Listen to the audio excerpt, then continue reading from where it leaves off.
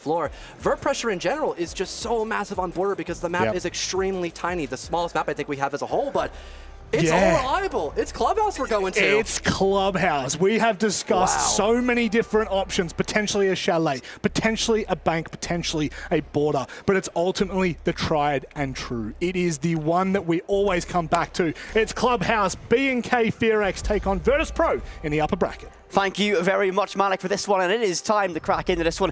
To be honest, fellow, we're looking at a best of one. To see old, reliable Clubhouse, are we even that surprised? Honestly, not really. Virtus.pro and EML as a whole, they are still really big fans of Clubhouse. I think the entirety of Brazil have really mastered this map, but it's been out for so long, you could put a T3 player on Clubhouse and they would know what to do. I mean, that's the joy of it. It's so, I think, well rehearsed. And it's showing its age in both good and negative ways, you could say, but a perfect litmus test to check out these teams and a massive interregional playoff, of course. And I cannot wait to see how this one. It's going to be Capitao, Maverick, Kaid, and Clash taken away in our initial ban phase here.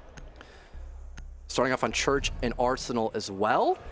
The overall lineup not being too shocking. There's good intel because the Valkyrie being up. If that remains a consistent pick from FEARX, maybe we'll have her banned later on. But the Scopos as well by Mephi, maybe allowing for that early roam. You know, again, trying to stall Virtus.pro as much as they can, given the fact they're already a slow team. They can fall away using their secondary robot and not giving up that early man advantage. I do feel like the entry might be kind of a win condition here for Virtus.pro on the attack. I could not agree more, and the big thing catching my attention as well is Rin on the castle. If you see this map, you see a castle, you expect this exact setup upstairs on that middle floor. Now, the real question, are they going to commit players to it? You do have stall potential and the extra information with Good Boy on the Valkyrie. You've got Code and Lagoyo that can delay time on that extended. You know, imagine they're going to be closer to site with those canisters. But are they going to commit to the roam or just let a little bit of phantom pressure and VP's tendency to be slow on the drones choke time out for a bunker defense? They do have the demos to maybe alleviate some of that sluggish info early round. So far, just one defender in the basement right now that'll be coded anchoring with the TCSG. Even some strip presence as well from FEARX. Interested to see on where Virtus.pro want to start their attack. Maybe trying to utilize some early round cutoffs as well. With there being such a heavy roam presence, if VP detect that, they could try to hit a gap in sight, but off their lineup, you know, they've got so much hard breach, getting triple wall opened up, getting the stock and kitchen hatch. That could be so impactful to have a good post-plant position, and then that's where the retakes come into play as well for FEARX. But look at this early info by the defense. I think they're aware someone's trying to hop in and they could go for a C4 to stop it. Valkyrie cameras paying absolute dividends here. Also, we saw briefly that the hatches at a strip was opened up by the side of VP, meaning that they're somewhat aware of the likelihood of that pressure. Habana's going to be able to find some damage, and that's the ace of Pasha. Not enough to get anything to write home about. Good Boy does escape the site, and that's going to be top floor control gathered inside of VP. Very important at this stage with Scopos in play to make sure your flanks via cache are very secure so you don't allow that to be a late round impact. First logic bomb from Joystick is deployed, and actually he's going to have the C75E, not going to bring out this SMG-12 on the Dokkaebi. Virtus.pro are able to deal with the initial roam. Now they're setting up for the Vert. They don't have anything like a Buck or a Ram, but still plenty of breaching charges and the nades to take space for the late round. It was a good decision there by FEARX, keeping their bodies alive. They still have Vulcan packs, they still have Kibas and a Nitro Cell. That's already been used from Good Boys. That's one less piece of utility to stop a breach. Even rotating the Goyo packs, expecting dirt presence. I don't think I've seen that in recent times with it, but in the meantime, there is still Rin by stock. Could he get a pick here, and could this shut down most of VP's attack from Moto? I love this from the side of FEARX, just playing very passive, but unfortunately, it's going to be Joystick, not the DMR you want to run into for that first fight. And VP do come out victors of the opening engagement of this map. Now, not all is lost at this stage. The Logic Bomb ring out, you still have a massive bunker defense, and with only 50 seconds at this stage, VP might find themselves a little bit time constrained, but the man advantage could be a huge benefit to them. But it feels like FEARX are just so boxed in. Playing mostly from dummies in blue. There are flashes still. There is a couple of nades left for Virtus.pro as well, and the Deathmart trackers could be massive as well. Joystick on this lurk could be such a space maker. The drone coming in behind him as well. The drone economy is still 5 up in the final 30 seconds. This could be a great play here to make space for the plan. VP has so much information to work with on the DMR in the hands of Joystick. He makes it 2 in the round, and a massive fight out by AK's next to arrive. A close swing by Generator. He swings out wide, but the cover is good. Joystick finding 3. Dan and Pasha wipe things up as Conan and Woogieman fall. And it is a dominant opening round here in Clubhouse from the side of Virtus.pro. And again, the consistency, the flow of the round for Virtus.pro, it starts slow in the initial minute. They get info, they get their comfort of wanting to enter in the building, knowing where this defensive extension is. They hop in, dodging the C4, creating Vert, forcing back FEARX, and then they hit a reset. They've got map control, they've got Vert, they've got Breach. That allows them to spot people like Rin who are kind of isolated and unable to fall back into sight. That gives them the entry, that gives them the win condition to then have the space to go for lurks like that. And because their drone economy was so good with plenty of time left, they were able to just straight up drone joystick in. And he's like, wait, no one's watching my blue. If I walk in here and get a kill, that opens up almost all of Church and forces Arsenal to put pressure on me while my team is doing something totally different to get the bomb down. I mean, the one thing about that blue take as well, where Joystick finds a second kill, is the fact they had a player on the stairs in blue as well, playing a perfect crossfire. They've set that trade up brilliantly, and that's the level of micromanagement that really excels in those final moments. VP, again, they were a little bit time constrained. Yes, they had a lot of map control, but you still have to make snap decisions as we do go upstairs for our second side of choice. And a little bit of pick away always. The sides, he doesn't want to bring the Blackbeard this time. A fuse in play. Interested in seeing how they're going to utilize always on fuse. I mean, you did see the Goyo. You might have saw a lot of site utility. That could be something to use as kind of a pocket pick. Also on the AK, no shield. That is another thing as well for EML, is if they don't feel like they're required to bring shield, they just don't, which I'm not really opposed against. Having that consistent frag base from all of VP, just having another gun can have such an impact. And what they do with the fuse charge is they send it out on the main breach to stop the Tuber out bandit trick, and now that gives them more time to drone and play in their comfort zone. This is great from VP. The real advantage, as you mentioned, is just going to be freeing up that time constraint. It's a dangerous peak, and I wouldn't take that if I was the side of Rin, and a good choice to back off. The bandit wires have been relocated. The Twitch drone, though, gets perfect impact. Timing is a virtue, and that's going to be Dan profiting from it. Down below, it's going to be Joystick. Grismot deployed by himself, only catches his own concussion with it, and hops back on drone to secure information by stage and lounge. Garage and rafters and all in favor of VP as well, and this is a very time-efficient version of VP. They're not wasting anything. FEARX still committing to this extension by Cash. They feel it's necessary to win a gunfight just to slow down Virtus.pro in the late round. We saw with their roam being ineffective in round one that they basically got boxed into sight, but there it is once again. Always a beautiful shot landed. Watching from down garage, another fight comes out, but Rin will win the contestation from stock, falling back up to main stairs. A lot of damage was dealt, but that does give the room for FEARX to be a little more free-willing to go for these fights, but there's still cutoffs outside. Are you kidding me, Whip It?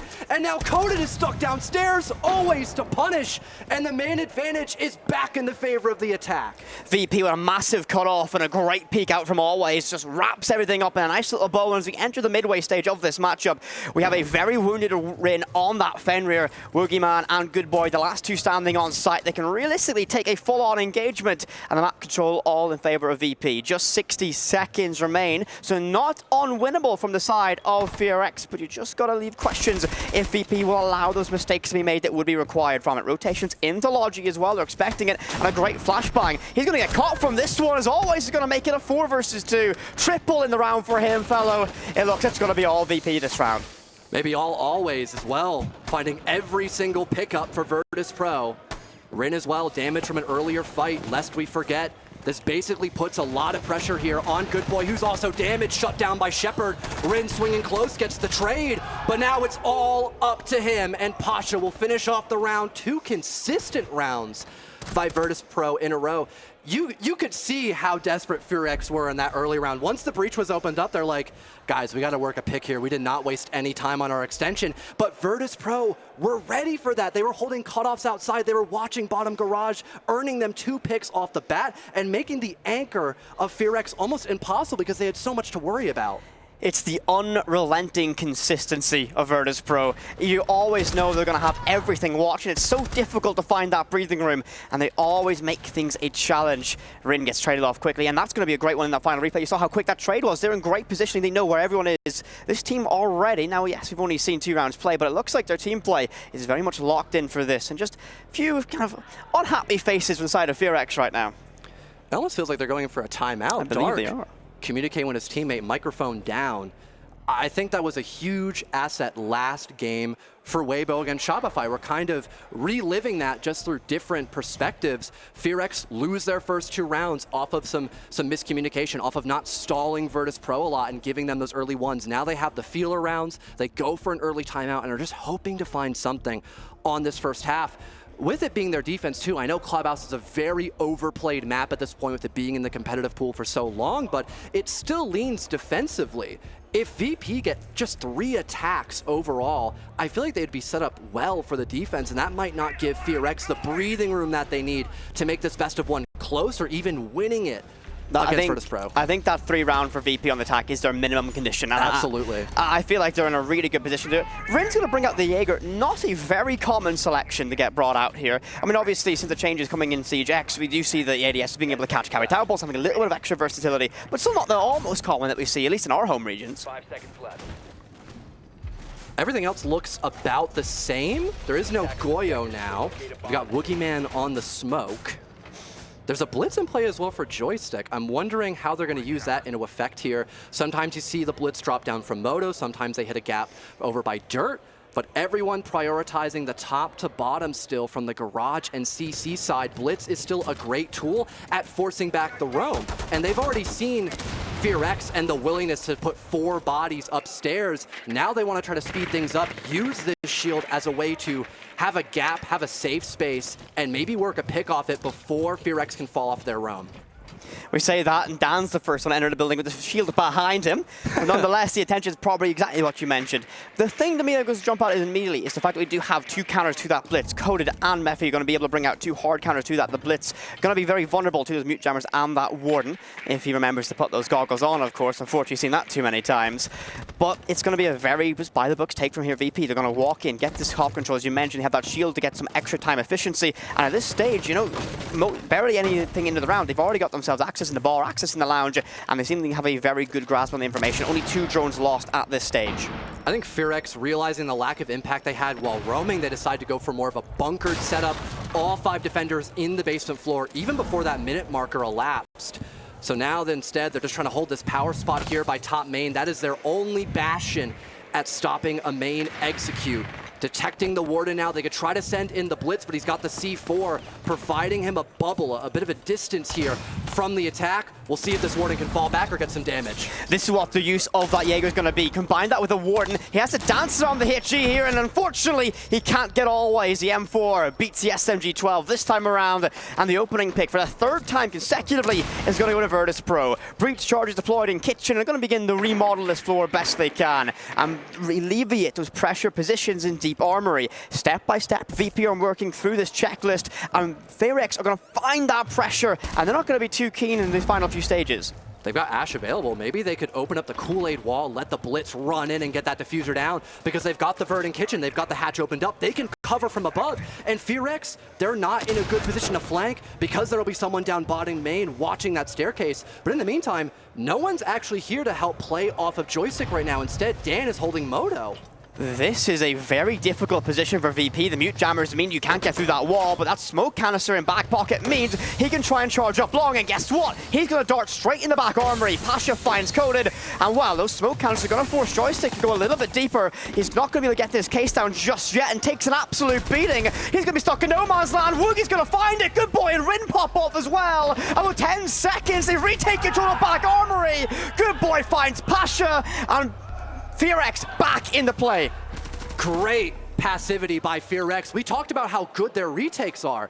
The plant didn't even go down, their retake was flawless with it. We saw so much utility just saved there. The smoke grenades forcing out Joystick, making him take the gunfight. Woogieman and Good Boy are ready to re-aggress once the shield is back up, even challenging the hatch player, knowing he's isolated.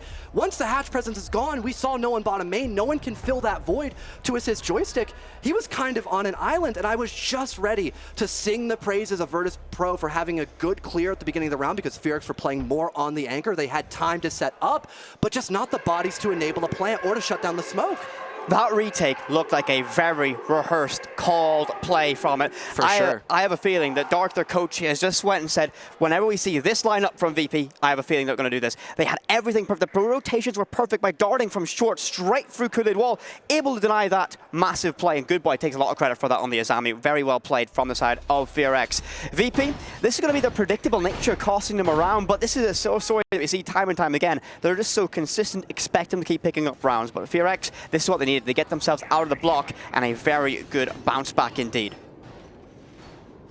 Interesting enough, too, I think it was still the entry going the way of Virtus.pro, yep. so it looked like a favorable round, but again, just not enough emphasis on dealing with the smoke, maybe not even expecting it in that round altogether. It felt like a genuine surprise. Joystick's like, oh my god, guys, I'm getting smoked out, I gotta rotate, and then it happened again. He's like, where are these smokes coming from? I need help, and it just never arrived in time before the retake was off without a hitch for FEARX. We go back to CCTV, the Bandit being brought once again, and the Tuberau is available but not in play for FEARX this round. We've got Always starting to open up these back walls from Garage, utilizing the Grim maybe to space out anybody by Raptors, and there is no shield to help with this, so most likely will be Virtus.pro trying to power up 2 or 3 bodies, getting Raptors control, and then hitting the go button into sight from there. They do have Shepard rotating, so I wonder if he's still going to open up Conwall or go for that back take instead. VP leaving no, still not open, never mind. VP don't have their options open to them. The big thing though with the Azami ban coming out at this stage, you can't play up on Raptors with that confidence those Kiba barriers provide you. And they spotted Good Boy on the mute down inside of stock. Now, this is just going to be one extra problem to solve. He does present that C4 threat for the late round. Mephi does find Joystick, and we wave goodbye to our Zofia. Joystick has found a lot of success on Zofia this stage. I believe up to this point during EML and Reload, 17 appearances on the Polish operator. They'll try and pop open this map ingredient up inside of construction. And I don't think you want to repeat that one, Good Boy. That might be a little bit asking. You've already got your pick.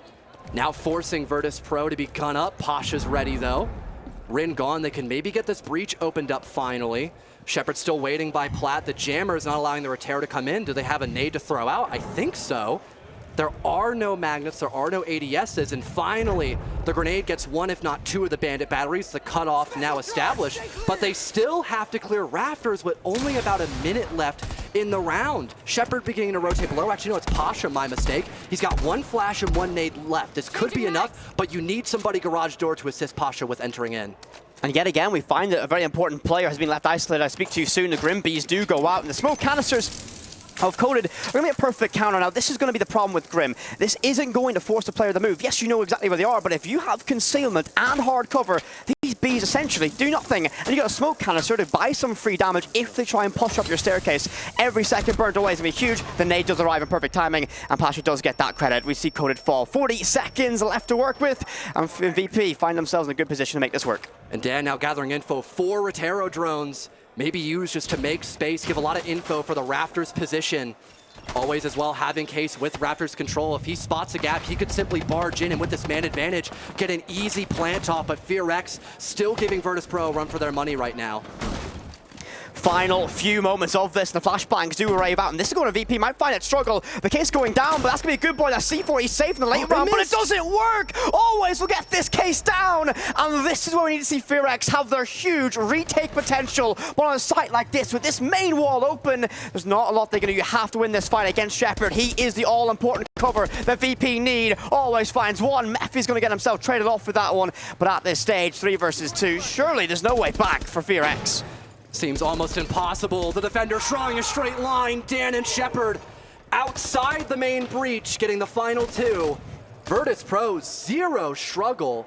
Once they got the trade back, it looked a little dire at first with Mephi getting a good kill on a Joystick, but they still had the right tools for the job. They still had Pasha on the striker. They still had the Grim to get info as to where this Raptor player is hiding, allowing Pasha to throw that grenade, get a freebie. Once you have Raptors control in that main breach, there isn't a lot left to stop you from planting because you literally cut the site in half. You saw before the post plant went down, all 3 defenders were in a line. They were just all holding the same doorway and were all terrified of dealing with Shepard in that round. Especially with the Azami being off the board too, it is much harder to double up 2 people in Raptors to deal with the Grim, to deal with the grenades. If they had a second person helping out that player alone in Raptors, that could have been a different round because they had no info about that. And I think that's going to be very much from the archetype we saw. That was a Zami ban from the side of VP as well. They realized, right, and I think the very clear intention was they wanted to play with that cutoff from platform and just deny that rotation. Very simple siege in the idea of it, and not a unique approach, but a very well executed style. Not just VP through and through going into it. So Jim are going upstairs to Jim and bedroom for this one. For FEARX at this stage, VP have established their kind of minimum requirements. They wanted their 3 rounds on attack. Is this, to you, a very important round for FEARX to try and bounce back? 100%. And again, we're not really seeing much changed here from Virtus.pro. If it ain't broke, don't fix it. And now there isn't really anything to stop the Thermite. There are some mute jammers, but if you repel in just the right way, you can avoid the jammer from denying any main breach. They already have CC opened up, which is much faster than last time, too. I think FEARX are going to need to, once again, kind of play desperate, take those one-on-one gunfights before Virtus.pro can set up, just to slow them down, because when they're given the space, when they're given the breathing room, their attacks are almost unbeatable. They've conceded away the 2 Brow this time around, so they're going to invite them into server. They're going to invite that initial pressure, and they got those mirror windows to play once you get out towards construction. So for BNK FEARX, the entire decision was just to concede this initial area and make the rest of our defense closer to site a little bit stronger, and the mirror is going to reflect of that. But VP, to no surprise, have brought the same tools they had the previous time of this site, and I'm feeling they're not going to really deviate from their initial strategy. They know that red's now clear. Seems like they're going to get this map control as fast as humanly possible with the help of the Grim, the help of the drone. I also liked how split up Virtus.pro were back in their previous execute of this bomb site. Having someone go Logi, having someone go Highway for another cutoff angle, it gave the players that were inside the building a chance to just push in from one choke point without being punished. But now, you've got 4 Nitro cells for those choke points. You've got the Mira window, you've got the Malusis, the Valkyrie Black Eye cameras. I know you highlighted a lot of those operators already, but there is so much information at the disposal of FEARX, and maybe off that info, someone like Goodboy could either flank or use a C4 downstairs, which would be huge. I think that's the intention for it. However, Rin does deploy that Nitro cell early. You mentioned about the information the defense have, but VP as well. Majority of drones still standing, only 3 being lost at this stage. So they've kept themselves a massive network of information, and this might make it very uncomfortable for FEARX to even maneuver around the site or the map itself. So keep an eye on Goodboy if he gets caught by anyone from the side of VP holding a cutoff down below. Fuse charges now going off. Maybe helping with Jacuzzi wall, some damage dealt from Highway, but not enough to get a kill on Rin. Logi presence now established as well, almost identical to round number 2, but now there's 5 bodies up for FEARX. Who's going to be the initial entry in this round? Will they try to power in here from Khan? That seems to be the way, as Joystick lands a nasty shot. Coden now swimming with the fishes. Dan another as well. They've got this mirror to worry about, and Shepard across in Logi has Diffuser. Should he just rotate instead of deal with Khan? No, he'll chow the mirror window, but it's good. Now they've got full site control in a 5 versus 2. The plant most likely going down. Goodboy below. Does he have info? Shepard planting on the hard cover. There's no way of stopping this Diffuse from going down. 1 kill from Mephi. Goodboy another. But the man advantage is still so strong. The gas pipe injuring Mephi. They'll reset now in the 2 versus 3. 30 seconds left. Shepard another, and Dan still outside. Closes it. 4 rounds for Virtus.pro as FEARX have not found a solution. From the second Joystick finds that opening, they just cascade one by one, and they win every single gunfight that they needed. Huge performance from them. VP, they just look so locked in for that one, and that's, you concede so much map control, you give them more space to set up. They had all the information in the world with all their drones, and they had the confidence to challenge people like it, just like in Logi. You know the mirror window, you know the window's not looking at you, but you know they know you're there. Just walk in, win your one, and VP will take full advantage of it. What a performance so far from this European side. You know, you had the distraction from Khan. Shepard's like, yeah, I got it. I've played these games before. We're good. Like we mentioned, 4 rounds now for Virtus.pro. The timeout already depleted from FEARX. I wouldn't be shocked if we see a round win here yet again for Virtus.pro. The question is, you know, what site will FEARX opt to go for? I'm not totally sure where this is. It might just be all the way in the basement. Yeah, they've got Coda still down below in Arsenal. Their lineup now re-insisting that they want to have a roam, but Virtus.pro, you know, they were prepared for that situation. Yes, they had a very early clear. FEARX were not playing up above, but now by them keeping the shield, keeping the Deimos, and all this info, I imagine the roam will not be as successful unless FEARX are literally buddying up to stop the shield or by respecting him and falling off early. I have a sneaking suspicion that they want to commit heavily to this upstairs row and play that body up system, as you mentioned. They're in close proximity with 4 players upstairs at this stage, leaving the sole member of Coveted alone by himself. Now, this is going to be a problem, because if VP realize this, they have a huge avenue to get themselves in the side. So for the side of BNK FEARX, I hope they maybe consider falling players back at an earlier stage as this drone work does go out. You do have to think, though, because Goyo is still up, putting it on a barricade like dirt or near blue, that gives your team 20 seconds to rotate. If no one's clearing the roam on top of that aggressive rush, that will give you time to reset. And so far, FEARX have shown moments where they're given a chance to play back for time, to play in sight off of a reset, that they are successful, at least on Church and Arsenal, which probably explains why they want to go back there, just now with a different composition. Joystick now entering garage, looking down oil, checking for any sneaky players underneath the ladder. Now getting into the building proper. This is a slower force by Virtus.pro, but they also do have to be a little more time consuming because there are players actually defending up above, always on this cutoff. If we just see BFX fall back, this could be a huge place for Always to deal some damage, but Pasha's already injured from Good Boy? This is going to be a problem as Good Boy gets a free drop down the pool table, and with one player down, you lose your race. One cell on the charge was used to open up Jacuzzi, but you have one less resource to work with. Now, just a minute 25 left to go, and Always walks in, finding one, can't make it two. The shotgun is going to deny him, but this should be a free, but Joystick is a little bit too wise to it, not committing all the way down the main stairs, knowing that BFX will likely have a crossfire, but Good Boy still a factor in this round. Finds the opening pick against Pasha, and now on that flank outside bathroom has a huge chance to make an upset. Not sure if they're aware of the bandit still playing close by. This could be a chance for them to go hunting. Joystick is still up on the shield. Good Boy not having a C4. But in the meantime, FEARX, they might be looking to get aggressive to help assist Good Boy. They want to keep this man advantage. If 2 people, just 2, are distracted on the strip lurk, that could give a huge opportunity for main stairs. The Desmar tracker comes out, Joystick low. The bandit might be winning this fight, but there's 3 people hunting down the bandit. Can he get away with at least 1? He can't.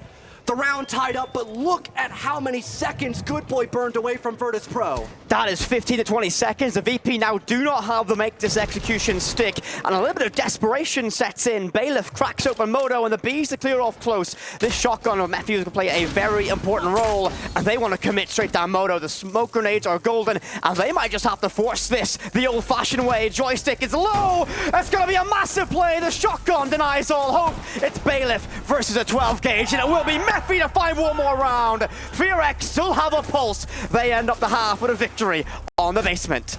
Making the right choice there on the adaptation. Still having Good Boy around, playing from strip, winning his 1-for-1, and now it's the question of Virtus.pro. You know, we have the main stairs presence to worry about as well. That is our win condition, to walk downstairs and get into sight. Do we deal with that first? Do we commit the blitz to overextend, or do we go through strip? It just took way too long to make that decision because FEARX had such consistent trades, such good crosses being held to stop that moto take. It was too much for Virtus.pro to worry about all at the same time, with it also being red time. They just didn't have enough seconds to reconvert that 3 versus 3 position. You know, hearing no info by blue, hearing that dirt wasn't really opened up or having someone rotate late round, seeing a lack of kitchen vert, they just realized it was going to be a moto take, and they all set up to shut that down. Perfectly done. And the big thing as well, the Good Boy's flank inside of strip, yes, it denied time, but also the fact he bought so much damage on the joystick, meaning that blitz has no spare HP to work with. Essentially, a single mistake or wrong position, he's out of the fight, and that's what we saw with that trade-off. So a massive individual play from Good Boy to find the opening pick, deny enough time, and get that damage done the joystick. And for FEARX, though, they move towards the offense. This map, as old it is, does favor the defense still. I think this is going to be a long way back if they want to get themselves tied up in a level playing field, but not out of the picture. I think it's interesting that Virtus.pro go for the double shield ban. Typically, you see more focus on hard breach being removed, but maybe that just kind of insinuates that Virtus.pro want to hold more of the map without being punished, right? You've got the castle to extend. You've got Jaeger. You've got Wamai starting out on, what was that, CCTV, I think, here for the defense. Having all this utility just to bolster up on Raptors, the most default ops to bring to deal with Raptors is someone like the Montaigne, but we do have other options for FEARX, like the Capital they're switching into, like the Thatcher to maybe throw some EMPs and deal with some of that extra utility, and the Flores, plus a Glaz. I think Glaz is by far the most interesting op we have in this lineup here for FEARX, and I wonder if they're gonna, like, you know, maybe throw a smoke somewhere on garage door and just have Mephi sit there, or have him play on the cutoff with that sniper rifle. think you might be on something maybe playing out towards Garage with that smoke. Combine that with Woogieman's fire darts and Capitao. Yeah. It's going to buy you a little bit of extra safety net. You have that concealment on that doorway so you can get a better angle by walking a little bit deeper in. So I think that could be the only option here. But this is a very simple lineup from the side of FEARX. They have every tool that they need realistically to get it done. Maybe lacking a little bit in terms of the fact that they have no grenades to try and clear position if they lose their Capitao. So Woogieman plays a very important role here, essentially being the only person that can deal with Raptors with an indirect position. The drone does spot the aggressive play from Joystick, and a wise choice from the veteran to fall straight back. Does not want to stay there too much longer as everything opened up, makes it a nasty kill box. He'll still contest though from this open wall, and Good Boy finds him, shuts down Joystick, an early advantage for FEARX. What a nasty shot landed, those angles working both ways. Joystick had the right idea in mind, play for the utility, play towards that castle extension, keep swamp control to make it harder to walk in from Garage, but as he peeks for a 1-for-1, the 50-50 goes the wrong way for the Jaeger. Now the Mavericks starting to trick this main breach. One of the parts already soft, so now the cutoff is established. We've got maybe Shepard wanting to up the ante here from downstairs, walking through red, noticing no one close by lounge. The Rotero's going off as well. FEARX still just taking their time to set up. They're still needing to clear out Garage. And Dan's going on a flank right now off the information, and it gets him one. Are you kidding me? The Azami having a huge power play to tie up the man count and could walk back up main uncontested. Oh, and Shepard's gonna buy a freebie through that smoke. The Glads didn't have a chance to fight it, and he locks it down. Advantage is gonna be with VP. I just took a moment in the midst of that to look behind me as VP are sat there. Joystick, since his early fall, has been incredibly vocal, giving his team a lot of information and trying to micromanage and shot call it, so making full advantage even though he was out of this fight early. Sub 1 minute left to work. Advantage and player count for Virtus.pro. Rotero Jones still to send in, and you can use it to buy a little bit of space. Raptors control with FEARX at this stage, so VP a little bit compressed back. No Nitro cells to play for Denial, but they still have 3 toxic counters in the hand of Pasha, and an MP5K with always finds coded. It's going to be a difficult one, but Woogieman does get one traded back. Not the end of the world until Pasha finds another. The gas finishing him off. That leaves now just Woogieman in the middle of sight. Dan will get the finisher. FEARX never dealing with always in Rafters. I was really wondering why they had no one by garage door, why they didn't have anyone walk into the building. Joystick was the first one dead. He was the person helping with Rafters, and they never took that gap.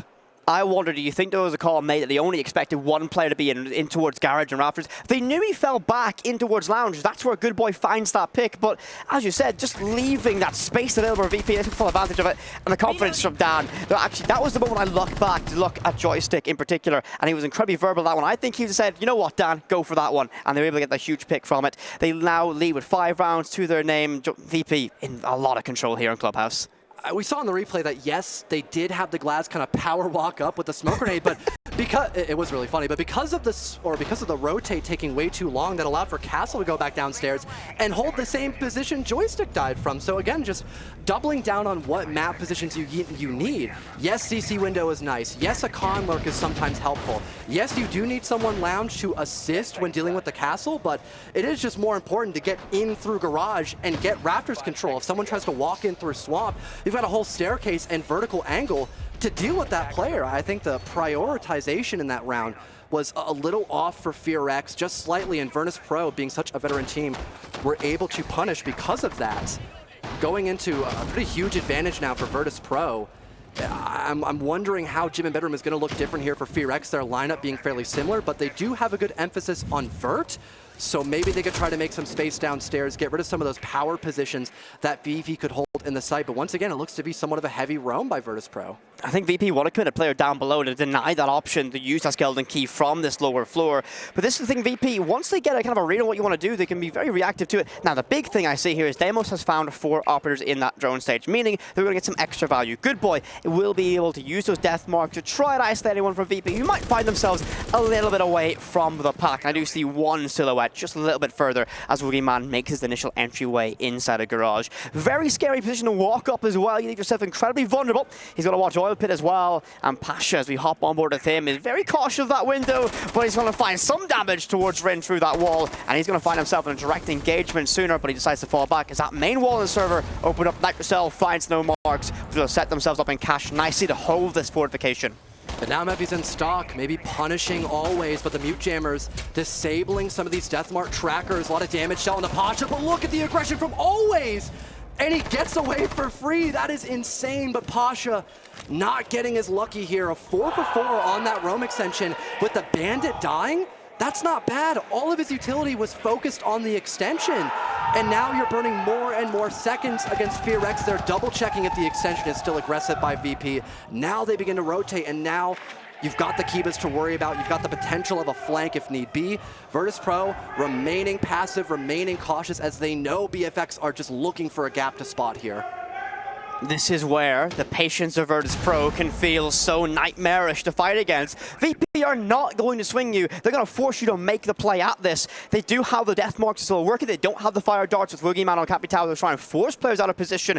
And again, Mephi, I don't know if he's down below yet, but he could use that skeleton key to try and clear his power positions, as you mentioned. Always 10 and 4 at this stage. Holding on the platform of the staircase is going to be a nightmare to deal with. But VP just being patient, just waiting and letting FEARX walk into their own trap. But Mephi's going to find one. We've mentioned he might be a threat from below. He finds a way in from above. Some damage dealt. Once again, the Goo Mine slowing this down, but Dan, an important fight to win. 20 seconds left. And he's still holding off Logi. Deathmark tracker comes out in the flash, making space. They know two players are stuck by bottom main. They'll rotate around, ignoring this extension by the staircase, but Joystick is good for one. Plant going down, always re-swings! And the round almost over, closed from Joystick. A single trade found by FEARX, but it wasn't enough. Series point on the line. Virtus.pro in control, and their patience was a key to success. They realized we've got the advantage, we have the map in our favor, let's not get aggressive, let's not risk it, and they played it perfectly, funneling the entirety of FEARX essentially through Logi. You can't do a lot from that position, especially when players like Joystick can always have you held in the crossfire, and VP comfortably walk away with this. As you mentioned, series point for the EML side. FEARX, not the start they would have wanted here at the Esports World Cup. Definitely not. Virtus.pro just continuing to play their game, play comfortable. You saw the aggression by both Always and Pasha. Yes, it was a 1-for-1, but again, the value between the Capital and the Bandit, who have already used their pieces of utility, it is just, it's night and day with it. There was so much more that FEARX could have used. Having those smoke bolts, having those fire bolts to make space to get into the bomb site more comfortably could have been such a saving grace, but not having that, it allowed for Virtus.pro just to sit back and play their own game for that 3 versus 3 conversion, kind of forcing FEARX to want to plant, but they have no safe space to do that. It's a series of creating dilemmas, not problems. A problem has an easy solution, dilemma has multiple outcomes, all equally as bad, and VP just forced them into a pick your poison choice. And looking at the lineup that we have for this one, which could be our very final defense, VP have opted to bring up that castle, meaning they want to at least tempt the idea of an extension as they go down towards that basement. FEARX are going to really have to debate whether they want to commit into this roam clear. And only Dan upstairs so far playing around bar might be a problem. Joystick in blue. And I have a feeling that he might be confident enough to take this one. The Kiba's going to give him an extra bit of safety net. They can just exist here for a little bit longer. Dan still waiting down below, expecting someone to walk through stock. So far, FEARX playing a little more passive than they would have originally anticipated, and Virtus.pro playing into that fairly well right now, making sure no one can enter the building without committing something like utility, without committing a body to potentially losing a fight. Surprised how aggressive Joystick is holding this, dodging the flash, and no one's here to play off this util. They're just burning flashes for free as Joystick does not feel threatened to leave. He is still committing to playing here. I mean, the flashbang goes out, he's blinded, but no one's there to push him behind it, and he's just going to burn so much time.